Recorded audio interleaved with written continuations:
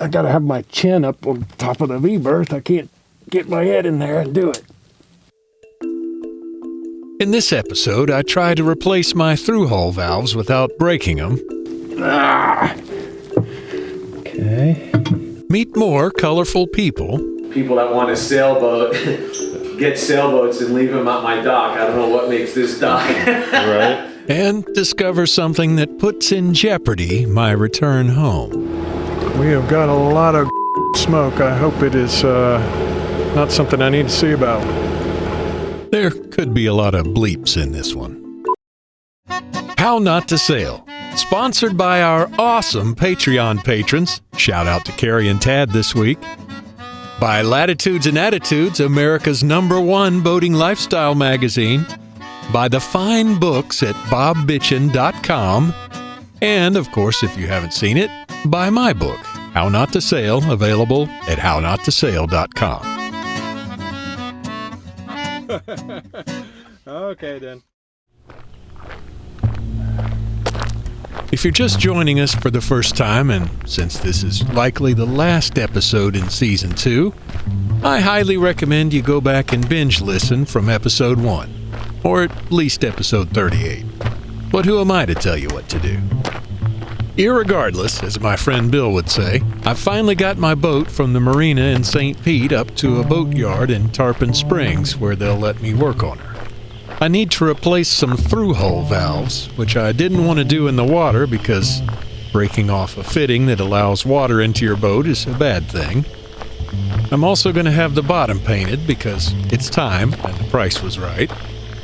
And I plan to let Mar Marina drill a hole in my hull and install a steel stud so we can have a removable zinc anode to prevent an electrical problem I've been having for a year.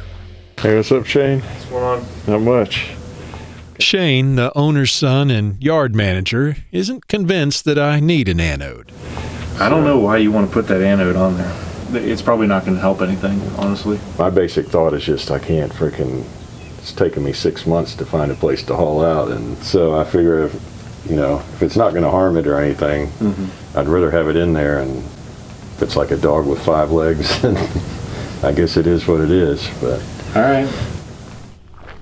So the bottom painting and anode installing is now in the hands of the marina. I just need to try and replace those 5 through-hole valves. Yep, I'm climbing back up the ladder and the swim ladder into the boat. The boat's now sitting on some flimsy-looking jack stands in the middle of a very hot boat yard. Okay, let's see what we can do with these valves. I need to get after it. It's already Tuesday and they're supposed to splash the boat again Friday. If I should happen to break any of these through holes, it's going to be a challenge to be done by then. I'm sweating already and I haven't done anything. I start with the first through hole in the companionway, the engine raw water intake, and begin unscrewing the hose clamps. Come on there. The hose doesn't want to come off. Wow, that is quite tight there. So it's time to break out the heat gun. My buddy Blowtorch Mike loaned me the heat gun, as well as a blowtorch rig, which hopefully we don't have to use. Turns out heat is a pretty good thing for helping get hoses on and off of fittings on a boat. Just obviously not so much heat that things catch fire or anything. Lefty-loosey. The hose comes off fine with a little heat, but the through-hole valve needs a little more help. That's where we get the pipe wrenches. Blowtorch Mike has left me some almost comically big wrenches, a couple of which I might actually use.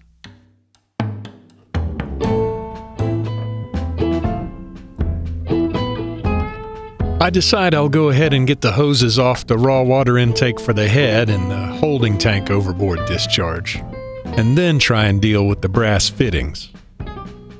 As you can imagine, I try to be ginger with the holding tank discharge hose. Oh, there we go. Hello. No. Now that's a wonderful aroma. That squirted out just a bubble of black goop. Let's get that shop vac ready. But having gotten the hoses off, it's time for the main event. trying to get the bronze valves and 90-degree elbows off the bronze through holes without breaking anything. The problem with working inside a boat is, well, everything's a problem. Ow. Perhaps if I were 5'2" and not 200 pounds, this might go a little better. I gotta have my chin up on top of the V-berth. I can't get my head in there and do it.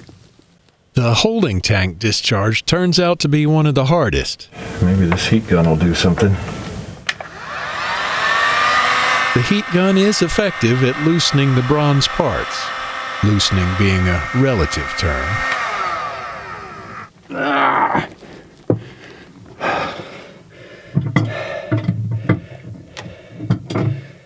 Okay. Guess we've done almost a revolution. I'm losing my patience, along with what feels like about a gallon of sweat. But finally, I've got 3 valves off. Oh, I can see the outdoors now. And I think that's about where I'm gonna stop. The air conditioning and sink through holes seem to be in good shape. And it's 3 o'clock, and I'm very dehydrated. I feel like I'd just like to go into the crib and have a cold beer and work on some audio, but Which I do. I've rented an Airbnb unit in a mobile home park on the water. Yeah, I'm John, and manage and operate the facility here in Tarpon Springs. The place is clean and quiet, the owner's cool, and he's got some good stories to tell. I had a guy that came in here with his RV, and he decided to get into sailboating. I see we got some kind of sailboat over here. It doesn't look too happy. No, he left me with the sailboat and a hot dog cart. He wound up leaving a bicycle, a hamper of clothing, a gas can, and a barbecue. And a wife. And a wife. Yes, he left me with everything. Usually the they wife, leave them in South Caribbean. yes. I enjoy my chillaxing time at the trailer park and moseying over to Captain Jack's for dinner pretty much every day. I even invite a couple of buddies who happen to be patrons as well. Hi, I'm here with Bob Regent Yeah, how you doing? and Fred Baxter. How you doing? Good, good. Okay, so that's Mike and Mark. My work replacing the valves on the boat goes fairly smoothly. Woohoo! There's one in. I make sure to clean any old pipe dope off the parts that are going to remain, add a little Teflon tape, and screw the new valves on. I don't know that the lever is exactly at the angle I wanted it, but this ought to do. So that's 3 through-hull valves replaced. I think.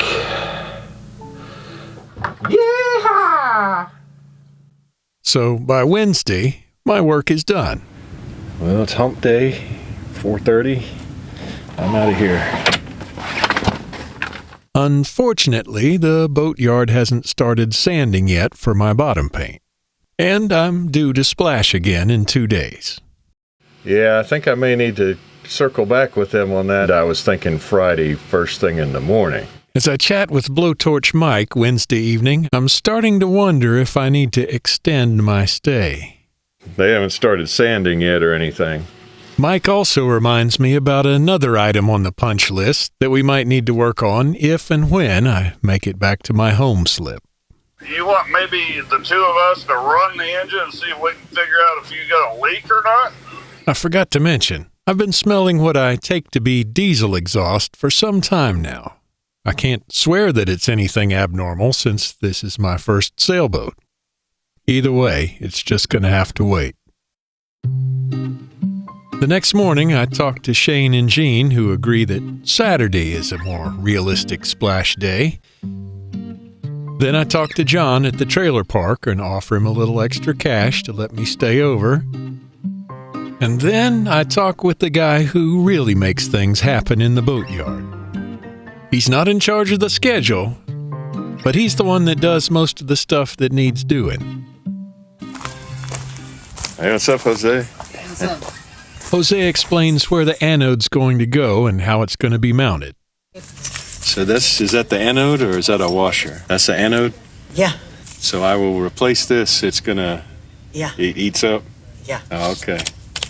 Aquí tengo tu washer, one inside, one on side, one pressure, one pressure. I have to admit, Jose's English is better than my Spanish. I tip him $40 in advance and let him get on with his work. Lo siento y gracias para todos. I very much appreciate it. So the yard gets on with sanding, painting, and anode drilling. Blowtorch Mike helps me shuttle my truck back to my home marina so it will be there if and when I arrive. And by midday Friday, owner Gene says we're just about done. After lunch, we're going to lift the boat, paint where the blocks and stands are. All right. And then you'll be ready to rock and roll. Cool. About 10 o'clock in the morning. Okay. Awesome. Looks like I'll be able to get out in the morning and, God willing, be back at my home slip by the end of the day. All right, man. Cool, man. I appreciate it. I'll see you about 10 tomorrow. What could possibly go wrong?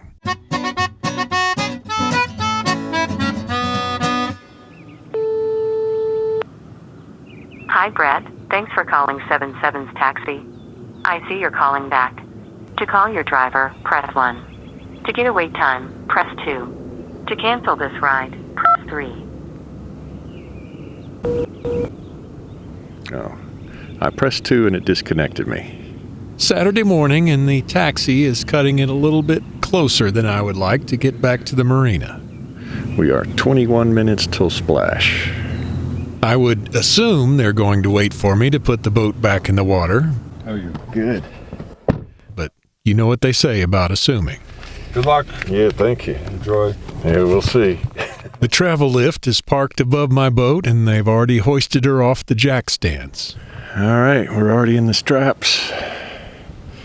Just gonna put my aboard so we'll have less in the way.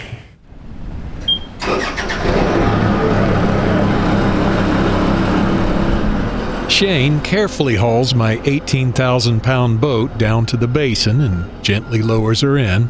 I go settle up with Gene, Thank you. We appreciate it. Yeah, thank you, Jose. and Jose points out something I might want to attend to. The ladder, my friend. Yeah, thank you. It seems I've still got the swim ladder down. Not exactly a hazard, but it'd be kind of embarrassing to drive around that way. I go below, make sure none of my replaced valves are leaking, and peek in the engine compartment. I'm not sure if Jose had to move the exhaust hose to put in the anode. And that's when I make a disturbing discovery.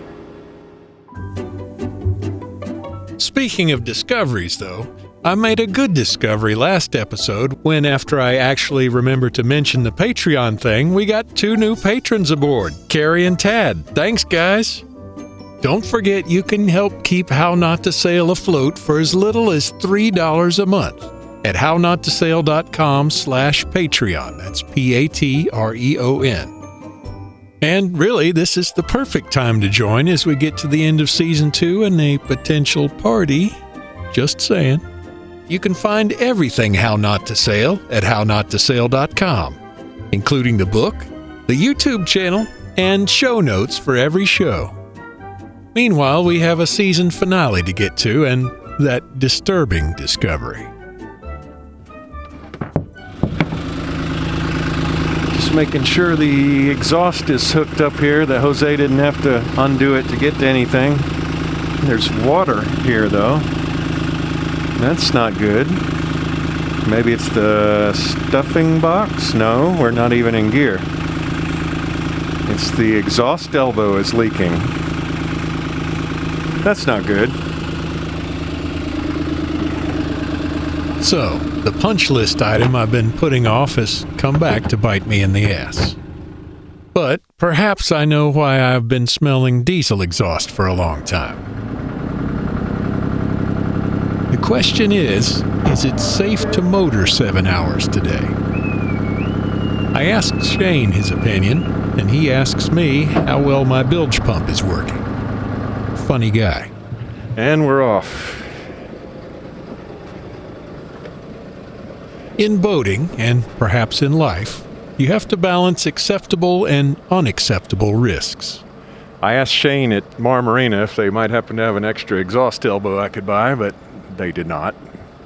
I wasn't sure if Shane would be too happy about putting me back on the hard, and I wanted to get back to my marina anyway. So I decided to press on. Hopefully that exhaust elbow doesn't fail entirely on this run, because that would be a lot of water for the bilge pump to pump out. As I come out the Anclote River into the ICW, not 15 minutes into my trip, Wow. This happens. Black smoke coming out of my drain scupper on the port side. That is lovely. So it's not just hot water that passes through the exhaust elbow. It's also combusted diesel fuel. Wow, that is a fair amount of smoke there. When I decided to go ahead and launch, I was only seeing water coming out. Clearly, things have changed.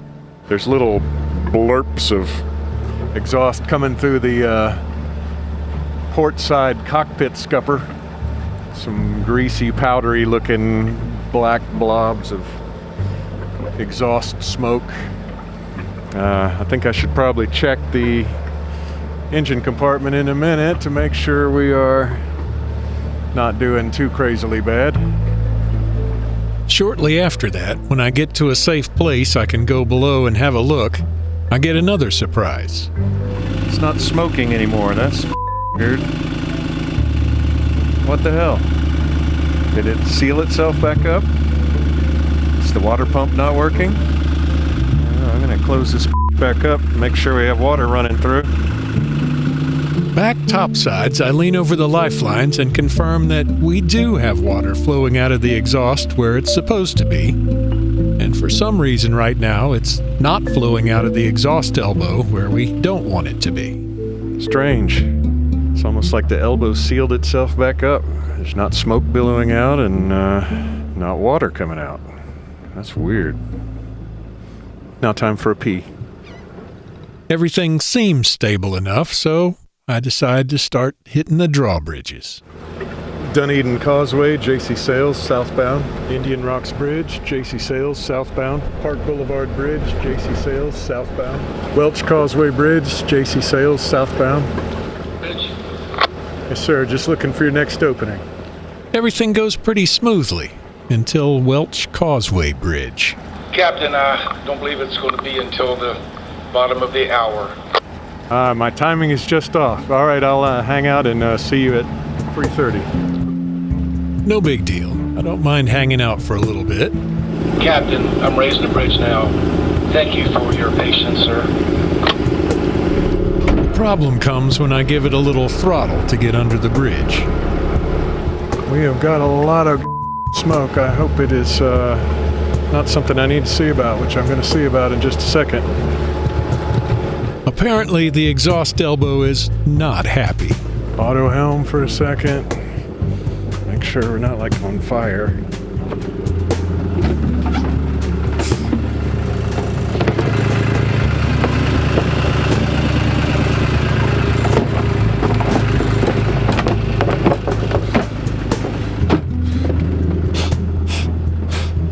We are not on fire, as far as I can tell, but it is very smoky and nasty down below. I believe that elbow is leaking something good now.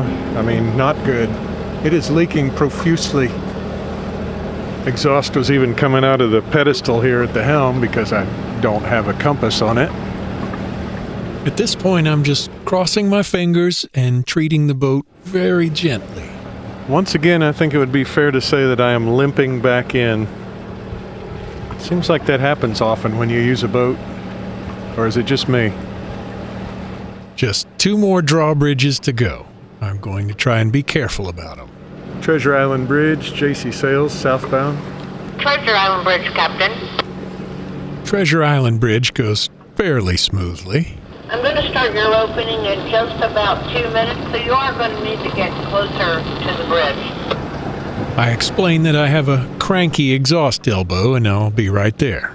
Treasure Island Bridge, JC Sales, thank you much. Have a good one. You're welcome, Captain. Enjoy your day.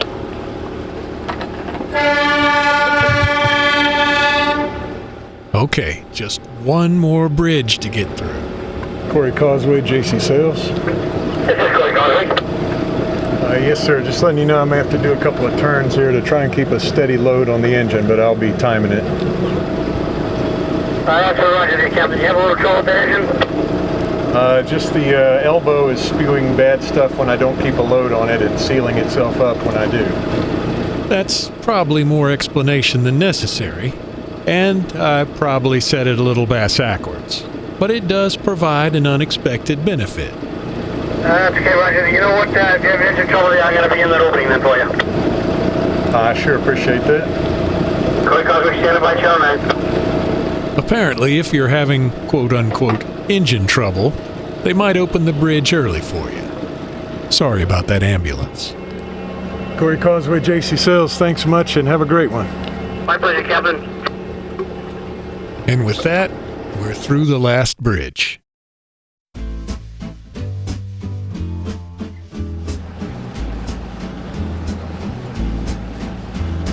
And I'll be very glad to get the nose into a slip and start ventilating things. Finally, we're on the home stretch. Markers 1 and 2. Hot diggity sh**. I say hi to John as I come by the marina office. How you doing? It's an adventure. And after being too slow to turn into my slip, but not quite hitting my neighbor Bernie's boat, I give it a little reverse and let the gentle southwest breeze ease me into the slip.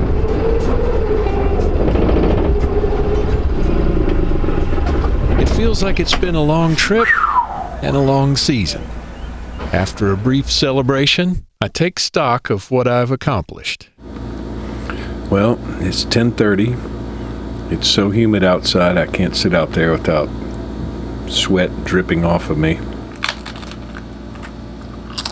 I'm enjoying a few simply organic Tostitos after a beverage and dinner at Chataway. It appears that the valve changes were successful. The bottom paint looks pretty good. Jose got the anode installed and some ground wires ready to roll to all the through hulls and other stuff. And discovered I have a leaky exhaust elbow that belches soot and whatnot into the engine compartment and therefore the rest of the boat. I probably should have a snappy wrap up here, but I don't. All right, that's enough.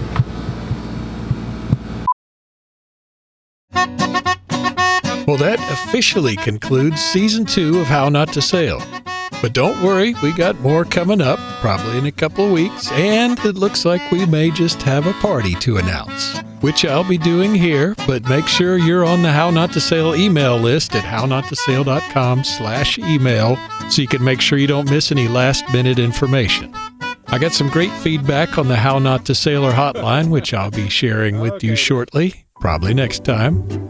Thanks as always to our awesome Patreon patrons, to America's #1 boating lifestyle magazine, Latitudes and Attitudes, to our buddy Captain Bob Bitchin at bobbitchin.com, and to you for listening.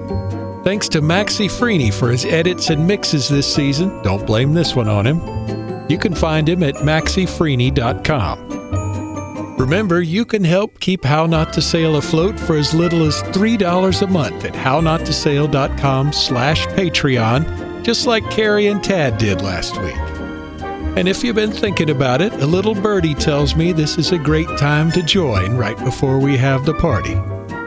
In case you get lost, or if you want to get lost, you can find everything How Not to Sail at hownottosail.com, including the book, the YouTube channel, the Patreon, and show notes for every show.